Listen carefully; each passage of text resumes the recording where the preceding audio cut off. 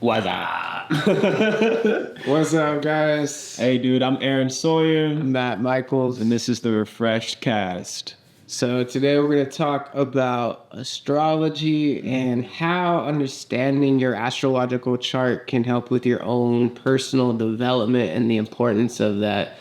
So first, can you kind of just give us a brief overview of astrology and how it's helpful? And Yeah, like I want to talk about how I got into it. I used to think it was bullshit, like a lot of people do, where it's like, oh, I'm a Taurus, so I'm this, and like a lot of these readings can be very general. They'll just, in the newspaper section, it's like, Taurus, your week will be like this. And it's like, that's not even the tip of the iceberg. That's just kind of disrespectful to the actual astrology. So I was very skeptical at first of the basic bitch astrology is what I would call it. And then I met this astrologer on YouTube called Diolo the Flight Man or Diolo the Pilot Man. The Diolo the Flight Man. It was like this black dude that just smoked hella blunts and would go through astrology. Flight bus, bitch, for sure. And I'm like, okay, I can listen to this black dude smoke hella blunts and talk about astrology, because he's like, he'd be giving it the rundown on some like, and Cancer's gonna take her monkey ass, and Mars gonna take her monkey ass into Cancer, all right? And I'm like, yeah, this guy talks my language, So it's like I finally met an astrologer that put it in a down to earth way where it's not just like some overzealous, fake spiritual, like, regardless of what people think, we don't like the pseudo spiritual. Yeah. I don't like the fluff, bro. I like getting down to the actual. So in its depth, astrology is in occult math and science, and it's an occult study. Yeah. They hear that quote: millionaires don't use astrology, billionaires do. Yeah, it's like exactly. I was actually going to say that. Yeah. And so, like, understanding these symbols and the placements, the mathematics at the extreme, you can literally like predict the future. And you got to be careful for confirmation bias in terms of like, I knew this was going to happen because this going into this. But like, if you really, I've been in it for probably 7 or 8 years now, and you can really start to tap into like, oh, this is like when the North Node just came into Aries about a year ago. I was like, okay, this is the energy of war, right? And civil war. And I knew years ago, like in 2020, I was like, damn, in 2024, bro, like it's up. When that North Node comes into Aries, it's up, bro. And here we are, North Node in Aries, you're looking at a certain country with a blue and white flag, bombing a bunch of people in a certain country with a red, green, black flag. And you just see this, they're going to try to spice up the election cycle to create more confusion, chaos, violence. But like, there's certain aspects where I can see this coming from miles away astrologically. Like last time Uranus was in Taurus, right? Uranus ruling groups of people, collective, the market, etc. Last time Uranus was in Taurus was the Great Depression. What's Uranus in right now? Taurus. And we got 3 years left of it. So it's like on some, okay. Yeah, I was there watching. I'm like, okay, Uranus just moved into Taurus. So this is like Great Depression vibes. All of a sudden gas prices are up or whatever. I'm like, okay, so what's the solution through that? The Taurus energy of simplifying, only taking what I need. And community in terms of like, okay, if the grocery stores shut down, like we're growing food. And we know people that grow food. We know butchers. We know there's going to be people who don't have that know-how. They're just like pissed off that Walmart's closed, so they loot it. Yeah. They're not like, yeah, I've seen this coming whenever Uranus is in Taurus. I knew I had to contact all my local butchers and we come together, For sure, and that can help on more of the individual, just like in your life as well. Kind of like what you've been talking about with me. Some of my stuff is being in the South Node, and that's all about all these pressures coming into my life and all these obstacles. And So it's not necessarily where you just like give into it, but having that level of awareness can give you more pep in your step as you move through it. And I think a lot of people don't like the idea of put into a box and having this label, and so they don't like this kind of stuff. But whether we like it or not, obviously to some extent we are all pre-programmed and predisposed to specific characteristics based off of the time and location that we came into this physical existence. And it's almost like the sun, the moon, and the stars are what pre-program everything within this physical realm that we live in. And if you understand how that works, well, then you can play your best cards throughout that time. And yeah, it's like if you think of a planet as a certain frequency that's oscillating, within space and time, and it has a certain energy signature to it. So like you're looking at the frequency of Mars, the way that this planet, this star, based on the sun's star, but you know what I mean? Like the way that this planet is vibrating, that's why they say it rules sex and aggression and wars, because you can just feel the right? Whereas Mercury, it's much tinier and it moves very quickly through. So it's they say, and I shout out to Carl Jung for kind of decoding a lot of these metaphors and symbols within these planets. Like look at Mercury, it's the sign or the planet that rules communication, right? And it's swift. It's right now Mercury's in Gemini, so it might feel like, damn, I just gotta like. But Mars is in Taurus, so it's like, dude, I got all these ideas, things are going fast, but the workflow is moving slow. My mind's on 10, but my body's on 2. Like, what the hell, And you're totally right, bro. It can help you find, whenever you become attuned to what the symbols represent in each sign and what the planets represent, which is what our workshop June 30th is going to be about, just decoding the signs and symbols through a Jungian archetypal lens where you're not taking it as your truth. You're not putting yourself in a box. You're saying, okay, this is what this energy signature symbolizes and what the metaphor is. How can I apply that into my lives? Yeah, so it's not like becoming the victim of it. It's more of like how you can utilize that knowledge to become the best version within that context. Well, I'm a Taurus, so I had to overeat. Right. It's like, now you're a Taurus, so you need to learn how to be patient or stay in and take slow, deliberate action. And yes, Taurus does rule sensory pleasures, and you can have an appreciation for the finer things, but you need to say no to overindulgence. Right.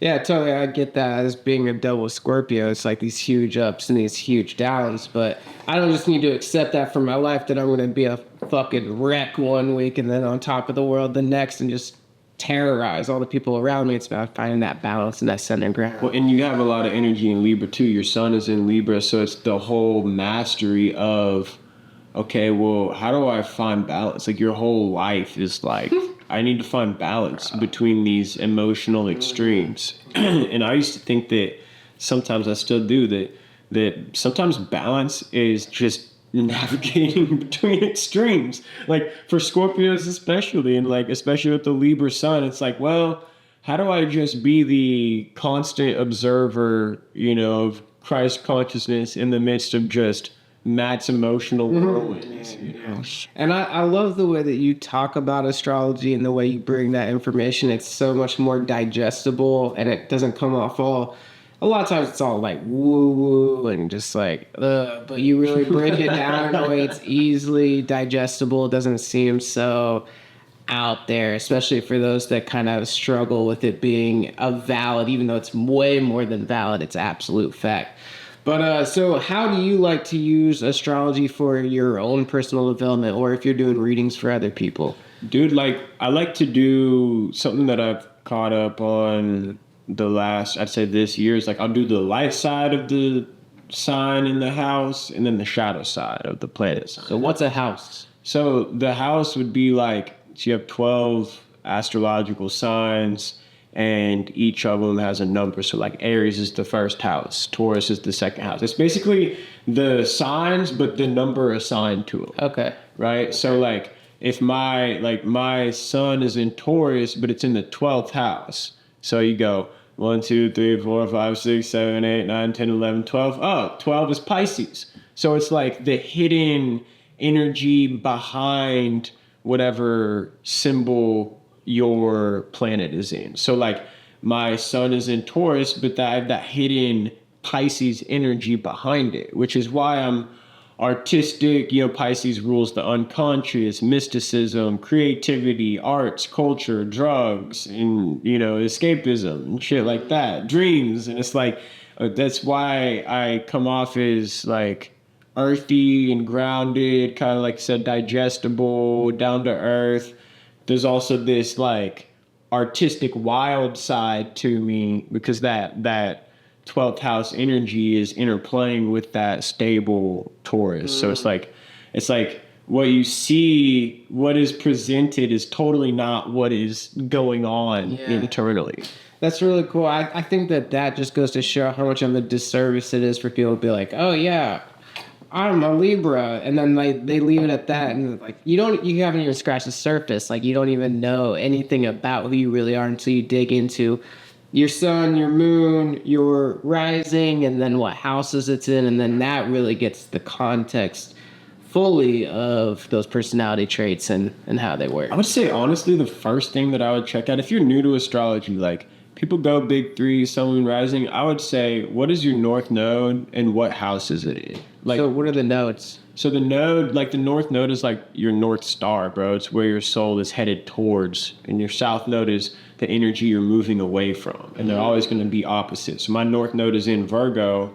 My south node, ironically, is in Pisces. So it's moving from this escapism, drugs, sex, violence, underworld energy into a grounded, practical, disciplined, routine, daily life of Virgo. It's basically my nodal, and it's in the 5th house too, but my nodal incarnation is basically God saying, hey, I'm going to put you here as this really creative artist, this hardworking, diligent person, but you're going to be out of whack you're going to have no fucking routine. You're going to be completely just a feather in the wind for a long time, and your incarnation is, your mastery is in this north node of Virgo discipline and routine. And it's in the 5th house too, which means I have to balance. I studied this last week. I had to remind myself, okay, it's in the 5th house, which is Leo energy. I have to balance joy and spontaneity with my hardworking. I can just get so fucking serious about what I'm doing and just dial in like, nah, I need to be hardworking and disciplined. And that 5th house energy, studying that and looking at my own chart last week was a reminder, bro, you do need to take some time to enjoy life. And it's funny because I don't know how to do that. I totally get that. And again, I kind of struggle with that too, of that balance of, well, like I want this end result, so I'm working so hard to get there, but then in the midst of it, I forget to enjoy anything about life, so that I'm like, oh, fuck it. And then what is the point of getting this end goal if you're miserable doing it? And so, yeah, finding a balance to make it all happen. Enjoying the process too. I think I could, all it takes is one psychological lens, perspective. And I'm grateful for astrology for teaching me these things. All it takes is one lens for me to say, okay, how can I find joy in this work? Each dig of the shovel, if I'm fully present, it ain't no thing. Like they say, what do you do before you get in line? You chop wood, carry water. Like, what do you do after? I chop wood, carry water. I'm 6 inches off the ground, And I do feel sad for the people that think astrology is bullshit. For one, the people that just make assumptions based off their sign and then put all of their energy into that. Like, well, I'm this one archetype and I haven't done any other research, so fucking we ball in the Libra, And then the other people on the other end of the spectrum that are like, dude, astrology is bullshit. It said that I was a freaking Gemini, and Geminis are like this, but I'm totally not like that. Yeah. It's like, yeah, dog, your moon, Venus, and Mars are in Aries, you little feisty ass. Yeah, it's just like with when I first heard about it and I found out it was Libra and I'm like, yeah, kind of, but not really. And then when I learned about the big three, I'm like, that makes way more sense. And then as you've gone over my whole chart, it makes so much sense, you know? So what was, you said that your south node is what you're leaving and your north. Do you remember what my south to my north is? Yeah, your north node is in Aquarius, bro. And your south node is in, that's the 11th house, Leo. So that's literally it's moving away from, it's in Aquarius in the 4th house. So it's basically like you're going toward this like, dude, it's not about me. I've made it all about me growing up, my whole fucking life. It's always been about me. Now it's like, it's about my family, my collective family, the family that I'm building. Like, and I asked him in his reading, I was like, could you work your entire life for something and not reap the rewards of it if you knew that the next generation would? Mm-hmm. And that's a hard question to answer, but that's that energy of North Node and Aquarius. Like, I'm doing this for the collective, bro. Like, you see so many scientists and doctors jailed, in prison, fucking degraded, publicly ridiculed, like, and they took those lashings so that they could move society forward and do what they knew was right, you know? Interesting. It makes a lot of sense just with even the path that I'm getting on from where I was at. It was all about like solopreneur, right? And now it's actually like, oh no, actually like I need a team of people and it's about building this with a team, for the collective. And that's really what I'm focused on now. And that actually feels like less pressure, which would make sense because it's more in alignment. So when you're working with someone on one-on-one and going through their chart, like how do you think that you can really bring the light to them and help them guide them to where their highest self is? Dude, I've never had anybody like dissatisfied after a full session, just because it's you know how artists are like, dude, it's not me making the music, I'm just letting it move through. Yeah, it's kind of that same energy and approach of like, look, I'm just looking at what the signs, planets, and symbols and numbers and degrees are saying. I'm looking at the storyline psychologically playing out here based off of what your alignments are. And like I say, by the end of the session, first off, I can only imagine how uncomfortable it is for people like getting this, because I don't know them very well. Most of the time I only have a very shallow relationship with them beforehand. And then so I'm diving into their Mars like, yeah, okay, your Mars is in Scorpio. You probably like to get choked while you fuck, huh?